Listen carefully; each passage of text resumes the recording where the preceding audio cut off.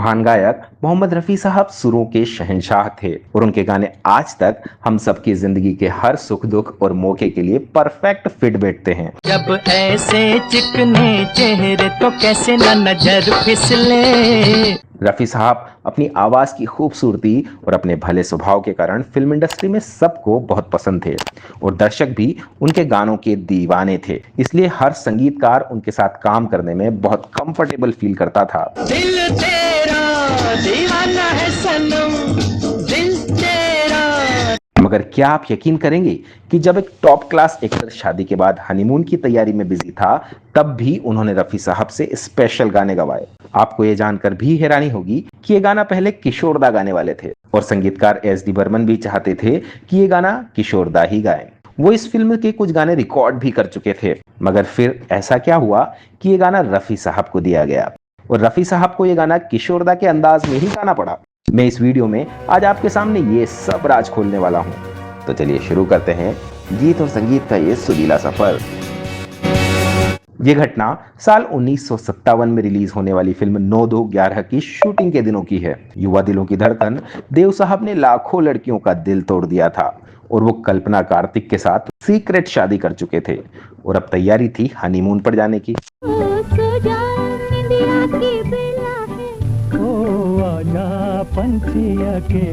9-2-11 उनके ही home production की film थी, जिसमें उनके भाई विजय आनंद फिल्म निर्देशन में डेब्यू कर रहे थे। विजय आनंद ने अपनी पहली ही फिल्म में दिखा दिया कि वो कितने टैलेंटेड फिल्म डायरेक्टर हैं। विजय आनंद ने ही इसकी कहानी और स्क्रीन प्ले भी लिखा था। अब देव साहब खुद हीरो, पत्नी हीरोइन, अपना होम प्रोडक्शन और भाई विजय आनंद का डायरेक्शन। सेट पर पूरा घरेलू माहौल था और इस माहौल में एक बुजुर्ग की हैसियत से मौजूद थे संगीतकार एस.डी. बर्मन।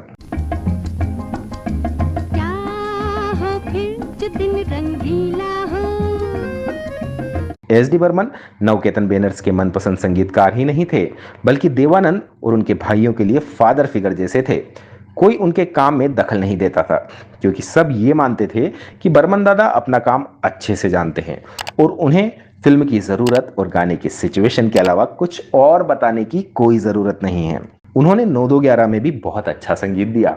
हम है राही प्यार के, हमसे कुछ न बोलिए, पहला बादल,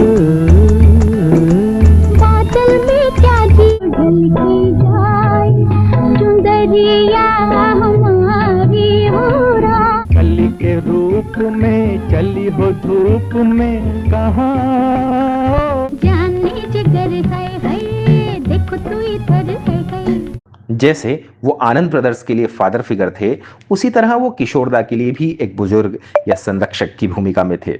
वो भी किशोर कुमार से बहुत प्रेम करते थे और उनको फिल्म इंडस्ट्री में स्थापित करने में बर्मन दादा ने बहुत बड़ा रोल प्ले किया था। उन्होंने 9-2-11 में किशोर दा को लीड सिंगर ले रखा था। तब तक 1957 में एस.डी. बर्मन का लता मंगेशकर से झगड़ा हो गया था, इसलिए उन्होंने उनकी छोटी बहन आशा भोसले को ज्यादा मौके दिए। आशा जी के साथ इस फिल्म में Geeta Dutt lead female singer थी, जो देव साहब के अजीज दोस्त गुरुदत्त की पत्नी थी। ऐसा ना हो सब कुछ खोना पड़े ना, बर्मन दा ने 9-2-11 के लिए किशोर दा से 2 गाने रिकॉर्ड करा लिए थे। हम है राही प्यार के, हमसे कुछ न बोलिए, पहला बादल। इस फिल्म से पहले देवानंद ने कल्पना कार्तिक से खुफिया तरीके से जल्दबाजी में शादी कर ली थी और दोनों जल्दी से जल्दी अपनी शूटिंग पूरी कर हनीमून के लिए जाना चाहते थे। हमके हाथ पिया यूं ना छोड़ो, मन की बात पिया मान लो। दरअसल कल्पना जी विजय आनंद की पत्नी की कजिन थी और उनके प्यार ने देवानंद को सुरैया से ब्रेकअप करने के दर्द से उबरने में बहुत मदद की थी। दोनों ने 1955 में जुलाई के महीने में टैक्सी ड्राइवर के सेट पर ही जल्दबाजी में शादी कर ली थी। दोनों के फेरे लंच ब्रेक में ही हो गए थे। उसके बाद से वो फिल्मों में काम किए जा रहे थे। देखने में भोले हो पर वो बड़े चंचल, आंचल में क्या जी। 9-2-11 की शूटिंग के दौरान दोनों के बीच प्यार और नए जीवन की बॉन्डिंग साफ नजर आ रही थी। इसलिए बर्मन दादा उनके हनीमून की खुशनुमा याद के लिए किशोर दा से रोमांटिक गाना रिकॉर्ड कराना चाहते थे, जिसे मजरूह सुल्तानपुरी ने बहुत मूड में आकर लिखा था।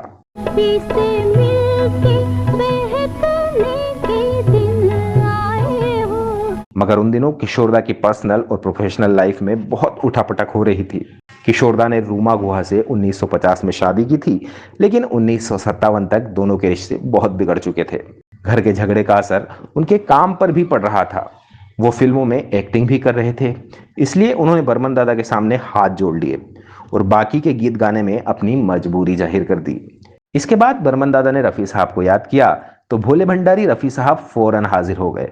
वो उनके लिए पहली बार 1957 में फिल्म बात एक रात की से ही काम कर रहे थे। दोनों 10 साल से एक दूसरे को जानते थे, लेकिन उनके संगीत निर्देशन में देव साहब के लिए मोहम्मद रफ़ी जी का ये पहला गाना था।